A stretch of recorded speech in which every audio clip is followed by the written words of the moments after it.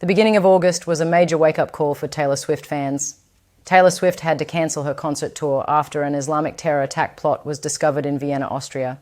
This further reminds the world that President Biden and Vice President Kamala Harris have been a worldwide disaster in protecting the Western nations from Islamic terrorism. Swifties for Trump went viral when a few women started to post that they're switching their votes to Trump because Trump can keep Taylor Swift safe from Islamic terrorism. Do you really want to grow up in a world where Taylor Swift can't have concerts because of political correctness? Hi, my name is Jenna, and this picture of me in this Swifties for Trump shirt has been going viral on X and started kind of a movement in the Republican Party. I actually met Trump in this shirt in Racine on June 18th, and he said, quote, "She is great." I think this movement is super awesome, but also super important because it's no secret that millions of young female voters consider themselves Swifties. And we don't want them to have to choose between loving Taylor Swift and supporting their conservative ideologies at the ballot box in November. So I say we stop the hate towards Taylor and her fan base, and let's let Swifties be for Trump fearlessly. Guys, I never saw this on my 2024 bingo card, but the Swifties are waking up. The Swifties. I never thought I'd see the day that Swifties were rallying for Trump. I guess something with ISIS happened. There's a lot of terrorism going on. I guess she had to shut down some shows because of it.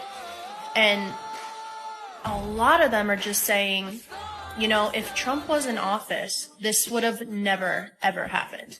She would be safe. There wouldn't be terrorism or wars going on because we had world peace before, and he'll do it again. So they're finally realizing it's not about race or gender or anything of that sort. It's about our safety and the policies and a secure border. And they're finally waking up, and it's wild to see. Like, I'm so proud. Literally so freaking proud right now. Like, go Swifties. Like, let's fucking do this, bro. We're in it together now, baby. Kamala's campaign is starting to unravel after her honeymoon phase ended. The first major blow to Kamala's campaign was when she started to show her policy plans, which resemble more of a communist system than a capitalist system. The first major red flag was her fixed food price policy that would result in government-controlled food prices, which never worked in economic history. Fixed food prices are known for food shortages, which would ironically lead to skyrocketing inflation in food prices. The complete opposite effect. Another red flag is her $25,000 home credit to buy a house. Not only would this result in another housing bubble, it would force house sellers to simply raise the house price up another $25,000 to get the free credit. It wouldn't work. Look, whenever government creates a big problem, and this inflation problem is government created, government then says, you got to give us more powers, more control to deal with the problem we created. And that's what we see unfolding here. On groceries, everyone's now pointed out 1% to 2% margins is hardly price gouging, but they want to have the power to determine whether your prices are fair. That's a Soviet-style system. They want to introduce the income, universal income, starting with the child tax credit, $6,000 a year. And so you look at housing. The idea that government's going to help housing, God help us, we'll all be living in caves. Look what they did with EV chargers. $7 billion. How many have been built? About 8. Half of them don't work. So now they're going to solve the housing problem. I want to live in a house, not on the sidewalk. And now they come out, now you know why they don't let her speak in public. She comes out with the craziest, silliest, and most economically illiterate proposal in the history of presidential politics. And honestly, she wants the government to set prices, and she really wants them to. That's the chilling thing. If she becomes president, this is going to be policy. You're going to go to the grocery store, and it won't be there, or if it is there, the shelves will be empty. That's what happens when the government sets prices. I actually wrote a chapter in the Economic Report of the President, or my staff did, when I was in the White House, that showed that when the government starts setting food prices, then that's when people start having famines and stuff, because the people who produce food can't afford to do so because the government pays them less than the cost. It's just terrible. I mean, hey, look, the reason I called Kamala the come on queen is because she's either financially illiterate or she is actively deceiving her audience that she targets as stupid, ignorant, or incapable or unwilling to do their own due diligence, okay?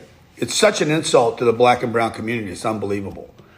A come on is a gimmick. It's a marketing strategy. Hundreds of years people have used come on, bait and switch as a come on, hidden costs, exaggerated claims that can't be delivered at scale. And that's what she's doing with her $25,000 home credit. If you did a little due diligence, you'd find out you can get that right now. You don't need to wait for her to do it. A $6,000 child credit requires you to have 2 kids, not 1. You just need to do a little due diligence. Most of you can't take care of 1 kid, much less 2 in 1 year. To build 4 million homes in 4 years that she started promising yesterday. If you guys would do a little due diligence, there's 1.7 million homes for sale today that people can go out and buy. If she builds 4 million homes and gives a $25,000 tax credit, you're still not qualified to buy it because you can't afford the mortgage. Your credit score is too poor. You don't have a good job, stable job that pays $78,000 a year. I mean, that's the bottom line. This is a come on. It's either deceiving the ignorant or taking advantage of the ignorant, or she's financially ignorant. One of those 3. Another major issue that Kamala faces is her own name. People can't seem to remember how to pronounce Kamala. Some people call her Kamala and others call her Kamola. Or is it Kamanism? I'm not even sure the correct way to pronounce it, but the Liberals are already throwing out the racism card if you can't figure out a strange name. And right. Kamala Harris, if Kamala, I were Kamala. You said this. We're not calling you Nancy. Nancy. I want. It's Kamala. You're doing this on purpose, Congresswoman. That's disrespectful. If, You can't expect people to if respect a your man service put on if a you don't skirt and respect walked hers. that stage 25 years ago, she You're a would have white said woman she would have disrespecting a taken black that woman. That is achievement away from women. problematic. That's Dyson, let me get in here because I want to play. That's all for the newscast for today. I'm going to end this video with a funny AI-generated video of Trump and Kamala having a baby together.